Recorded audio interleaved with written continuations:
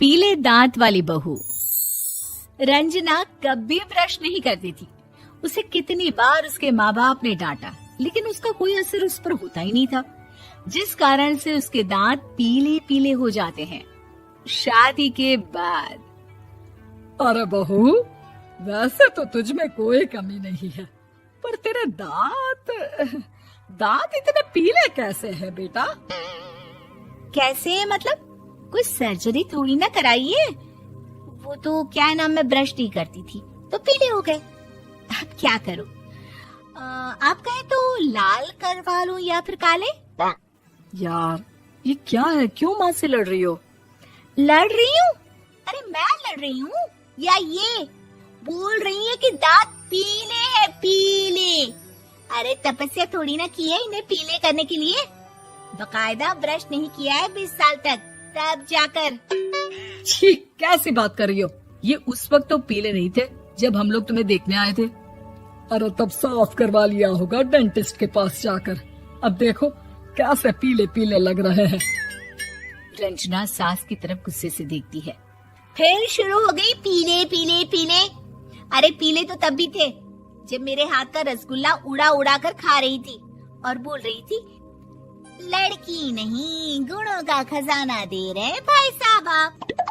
खैर, अब वो लोग करते भी तो क्या करते, पीले दांत वाली बहू पल्ले पड़ी थी तो झेलना तो था ही। एक दिन कीर्तन में रंजना गाना गा रही थी। अरे कमला बहन, माँ का द्वार है, यहाँ तो सब शुद्ध होकर आते हैं, फिर अपनी बहू को ब्रश भी नहीं करवाती तुम। दूर से पीले पीले दांत भक्ति में बाधा उत्पन्न कर रहे हैं। अरे कोई 2 साल के बच्चे थोड़ी ना लेकर आई हूँ मैं बहू बनाकर। अच्छी खासी लड़की है, अरे कैसे करवाऊं ब्रश? ये तो उसे खुद करना चाहिए ना। अब माँ बाप तो इसके जैसे तैसे निपटा दिए, ये नहीं सोचा कि सास कैसे संभालेगी। सास बहू को लेकर घर आ जाती है, लेकिन सोच लेती है कि अब इसे लेकर कहीं नहीं जाएगी। अगले रोज बहू कहती है, अरे क्या हो गया, मंदिर नहीं जाना क्या? कीर्तन का वक्त हो रहा है। मेरी मधुर वाणी से कान्हा जी जागते हैं और सोते हैं।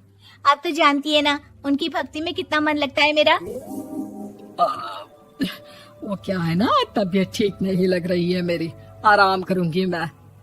तबीयत ठीक नहीं लग रही? अभी तो मिथुन के गाने पर नाच रही थी आप, और अब बोल रही है कि तबीयत ठीक नहीं लग रही। अरे भक्ति में मन लगा लो सासू माँ, ऊपर जाना है, क्या मुंह दिखाओगी आप? हाँ? सास को बहू की बात पर गुस्सा आ जाता है। मैं क्या मुंह दिखाऊंगी, इसकी चिंता तो ना कर, समझी? अपने मुंह की चिंता कर, जो ये पीले पीले दांत लेकर हर जगह पहुंच जाती है। पता है लोग कितना मजाक बनाते हैं। ना जी ना, मैं नहीं जाना कहीं तेरे साथ। तो ये बात है। कोई ना, मत जाओ, मैं अपने कमरे में ही बैठकर भक्ति कर लूंगी।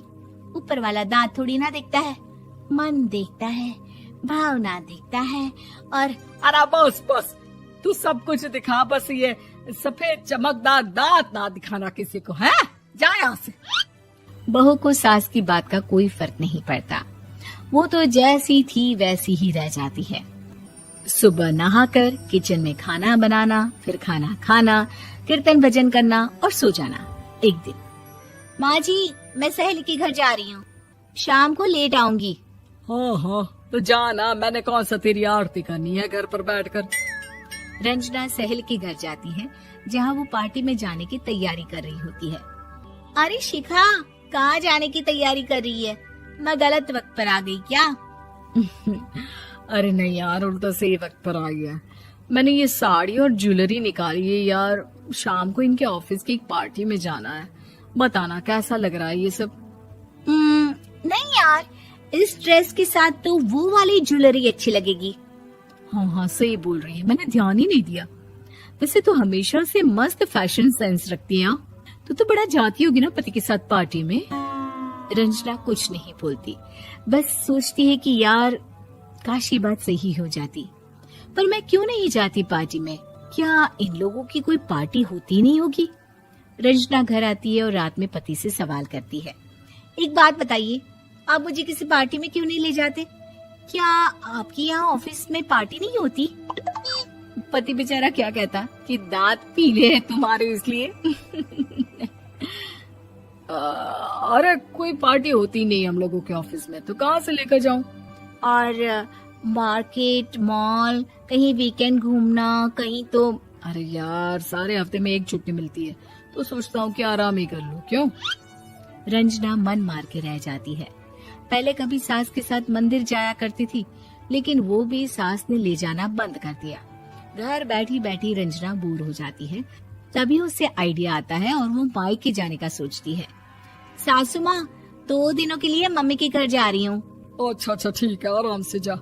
और हाँ, माँ से कुछ अच्छी आदत सीख कर आना कि कैसे शरीर के हर भाग की तरह दांतों की सफाई भी जरूरी होती है, समझी?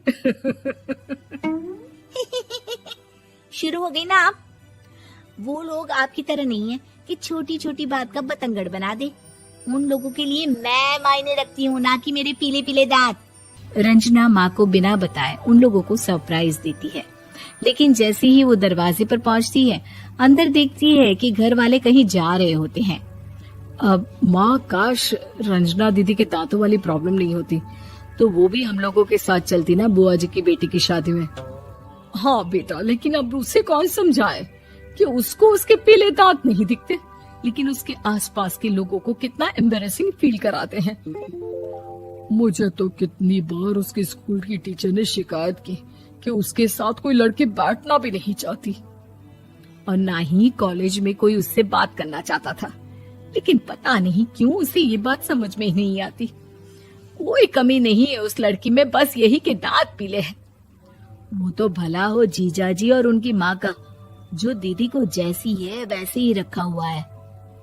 रंजना को अपने घर वालों की बात सुनकर बहुत दुख होता है। वो सोचती है कि वो क्या करे, लेकिन फिर वो सीधा डेंटिस्ट के पास जाती है, अपने दांत चमकाती है और कसम खाती है कि वो रोज ब्रश करेगी। अरे क्या हो गया? तुम तो 2 दिनों के लिए गई थी ना, पर कोई ना, अच्छा है, चलो आ गई तो। रंजना सास के सामने आकर खड़ी हो जाती है और पूरी स्माइल करती है, उसके चमकदार दांतों को दिखाती हुई। हैं? चले मंदिर। माँ, मुझे माफ कर दीजिए, मैंने आप लोगों को बहुत एम्बैरेसिंग फील करवाया। मैं आज से रोज ब्रश करूंगी।